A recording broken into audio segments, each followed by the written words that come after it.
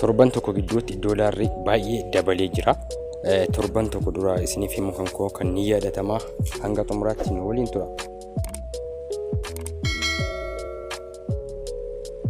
Ashama kan jirtu daawwattoota keenya kabajamoo kanneen dhiyoo fagoo jirtanii nu daawwachaa jirtan karaa Facebook fi YouTube tiin akkasumas social media harati jechuudha. Bakka jirtanitti nagaan kiyya isin haa gahu walitti deebina jirra. Hardhas qophii sharafa maallaqaa alaa kan torbanii isiniif dhiyeessuuf dhufeetiin jira. Marree hanga xumura qophii keenyatti na waliin turaan affeerraa kooti. Namoonni yeroo jalqabaatee kan ammoo bakka nagaannittan anaa dhufu subscribe gochuun maatii kiyya ta'asin jira. Marree yeroo viidiyoo laaltan like tokko hin dagatinaa sin jira. Hardhas kan torbanii jechuudha. Yoo yaadattan ta'e torban hardhaa jechuudha. Sharafa maallaqaa alaa doolaara dabalatee maallaqa biyyoota adda addaa sin biraan ga'uun kan koo ni yaadatama jechuudha.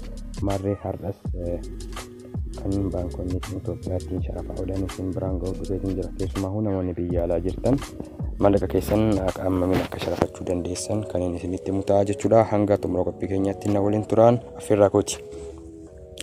Bal'ina isaatti yoon darbu guyyaa har'aa baankiin daldala Itoophiyaa jechuudha. Paawundii Ingilizii tokko birii 64 fi saantima 89 sharafee yookaan ammoo bitee saantima 66 fi birii 66 fi saantima 19tti gurgureera jechuudha. Kana jechuun egaa kan torban har'aatti wal bira qabnee yoo ilaallu jechuudha baay'ee dabalee jira jechuudha.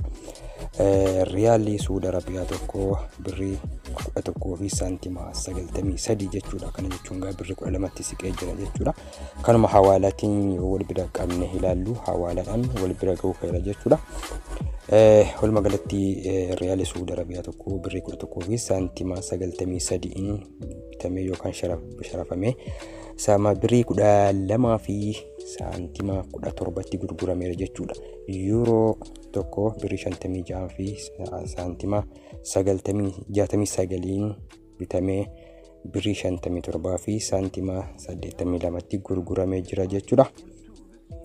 Dirhamii Emirata Gamtoomanii tokko ammoo birii 12 fi saantima 19 bitamee yookaan sharafamee birii 12 fi saantima 43 gabaarra oolee jira jechuudha. Doolaaraatti yoo deebinu ammoo doolaarri Ameerikaa tokko birii 49 fi saantima 47 bitamee birii 50 fi saantima 46tti gurguramee jira jechuudha. Marreegaa kan torban darbeetiin yoo wal bira qabamee ilaalamu sharafni kun baay'ee wal aanaa ta'ee jira jechuudha. Birii yookaan ammoo maallaqa biyyoota alaa tokko irratti birii 2 yookaan birii 3 tirfii ta'ee jira jechuudha. Gamanumaan maallaqa karaa baankiitiin ergattanis ta'e kan hawaalaas ta'e haala kanaan walitti hidhaatanii beekuu ni dandeessu jechuudha. Akkuma isin jedha akkasumas mana jireenyaaf ta'u jechuudha.